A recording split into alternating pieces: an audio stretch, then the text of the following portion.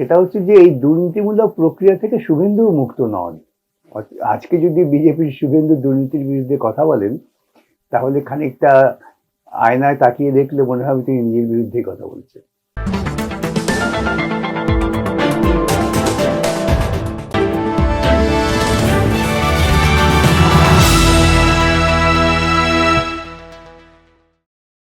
রাজ্যের রাজনীতি থেকে মুছে গেছে সিপিআইএম, তবুও লড়াইয়ের ময়দানে টিকে আছে। রাজ্যে প্রাথমিক শিক্ষক নিয়োগে দুর্নীতি থেকে অন্য সমস্যা, সব নিয়েই খোলামেলা কথা বললেন সিপিআইএম এর বিকাশ রঞ্জন ভট্টাচার্য। বললেন সংবিধানের আর্টিকেল কি, প্রভাবটা কি।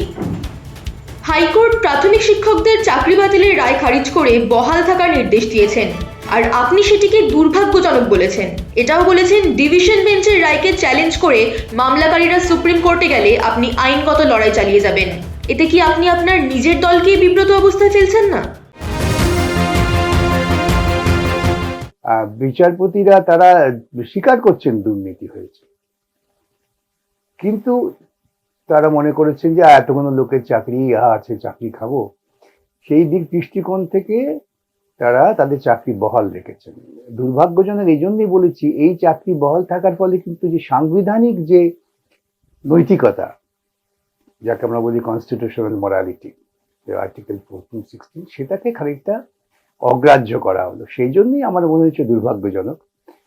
এখন যারা বঞ্চিত হয়েছেন তাদের তো নিশ্চয়ই তারা ভাববেন যে আমরা সুপ্রিম কোর্ট যাবো এই আদেশের বিরুদ্ধে। যদি যান, তাদের আইনি সহায়তা দেওয়ার ক্ষেত্রে আমি নিশ্চয়ই সহায়তা দেবো, এখানে কোনো দ্বন্দ্বের ব্যাপার নেই।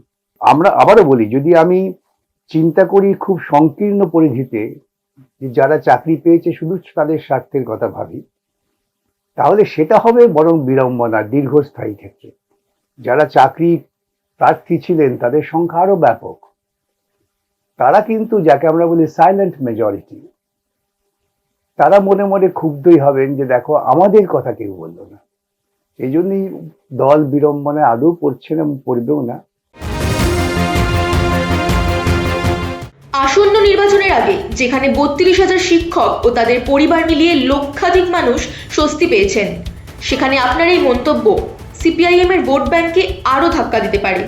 আমার আবারও একটা কথা বলি, যে ভোটটা হয়তো 5 বছরের প্রতিক্রিয়া, কিন্তু সিপিআইএম বা কমিউনিস্ট পার্টি তারা তো খুব তাৎক্ষণিক প্রতিক্রিয়া, তাৎক্ষণিক সুবিধার কথা ভেবে কাজ করবে না।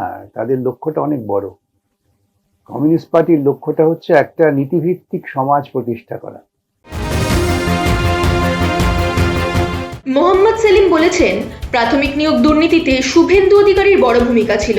ওকে রেহাই দিতে প্রাথমিক নিয়োগ কেলেঙ্কারিতে দুর্নীতিগ্রস্তদের ছাড় দেওয়া হয়েছে। এ যেন দল বদলের পুরস্কার। যত দুর্নীতি হয়েছে তৃণমূল আমলে, শিক্ষাকে কেন্দ্র করে, শিক্ষক নিয়োগকে কেন্দ্র করে, তার সঙ্গে শুভেন্দু যুক্ত, এটা তো বিতর্কের কিছু নেই। শুভেন্দু দুর্নীতির সঙ্গে যুক্ত।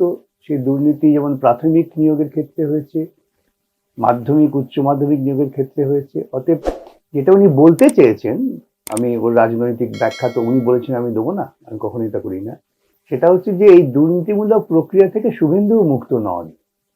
আজকে যদি বিজেপির শুভেন্দু দুর্নীতির বিরুদ্ধে কথা বলেন, তাহলে খানিকটা আয়নায় তাকিয়ে দেখলে মনে হবে তিনি নিজের বিরুদ্ধে কথা বলছেন।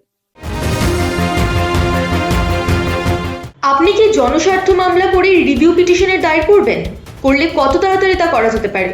প্রশ্ন হচ্ছে যে আরেকটা ভ্রান্ত ধারণা মানুষের মধ্যে আছে, আইনজীবীরা কিন্তু আবেদনকারী নন, পিটিশনার হন তারাই যারা মনে করছেন আমরা ডিপ্রাইভড। তাদের বক্তব্যটাকে আইনি পরিভাষায় হাজির করা, সেটা হচ্ছে আইনজীবীদের কাজ। সুতরাং আইনজীবীদের কোনো স্বার্থ এখানে যুক্ত নয়।